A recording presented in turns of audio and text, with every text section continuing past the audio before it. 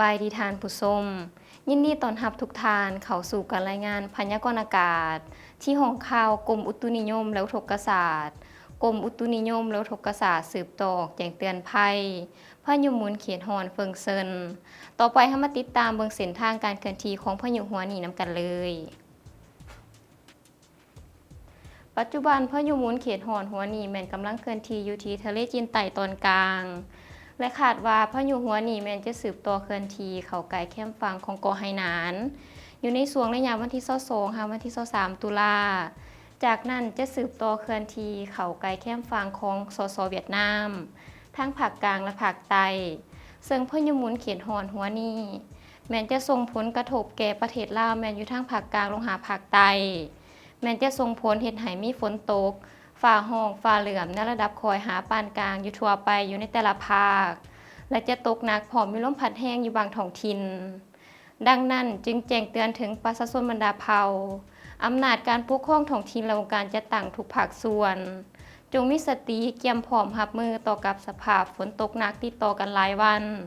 ที่อาจจะเฮ็ดให้เกิดมีดินเจือนน้ำท่วมยึงและน้ำท่วมอ่างในเขตตัวเมืองและขอให้ทุกท่านจงติดตามข่าวสารการพยากรณ์อากาศจากกรมอุตุนิยมและอุทกศาสตร์อย่างต่อเนื่องต่อไปให้มาติดตามเบิ่งสภาพอากาศอยู่ในแต่ละภาคนำกันเลยภาคเหนือด้านตะวันออกอากาศเย็นหาหนาวเย็นในตอนกลางคืนหาตอนเช้าพร้อมมีหมอกบางปกคลุมอยู่ทั่วไปและยังจะมีฝนตกในระดับคออยู่บางท้องถิ่นเนื้อที่การปกคลุมของฝนเท่ากับ25ส่วนหอยของภาคอุณหภูมิอยู่ในระหว่าง14 ถึง 26 องศา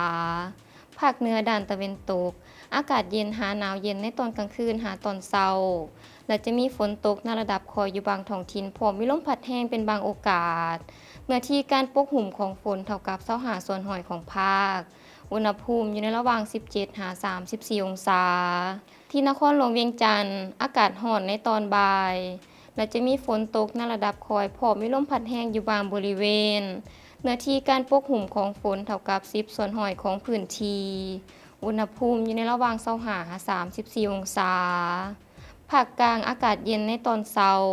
และจะมีฝนตกในระดับคอยอยู่บางท้องถิ่นพร้อมมีลมพัดแรงอยู่ทั่วไปเนื้อที่การปกคลุมของฝนเท่ากับ20ส่วนหอยของภาคอุณหภูมิอยู่ในระหว่าง21 ถึง 34 องศาสำหรับแขวงไชยสมบูรณ์อากาศเย็นพร้อมมีหมอกบางปกคลุมในตอนเช้าและจะมีฝนตกในระดับคอยอยู่บางบริเวณเนื้อที่การปกคลุมของฝนเท่ากับ20ส่วนหอยของพื้นที่อุณหภูมิอยู่ในระหว่าง14 ถึง 33 องศาภาคใต้อากาศร้อนในตอนบ่ายและจะมีฝนตกในระดับคอยอยู่บางท้องถิ่นพร้อมมีลมพัดแรงอยู่ทั่วไปเนื้อที่การปกคลุมของฝนเท่ากับ20ส่วนหอยของภาคอุณหภูมิอยู่ในระหว่าง21 ถึง 34 องศาสำหรับเขตภูเพียงบริเวณอากาศเย็นพร้อมจะมีฝนตกฟ้าห้องฟ้าเหลื่อมในระดับคอยเนื้อที่การปกคลุมของฝนเท่ากับ20ส่วนหอยของพื้นที่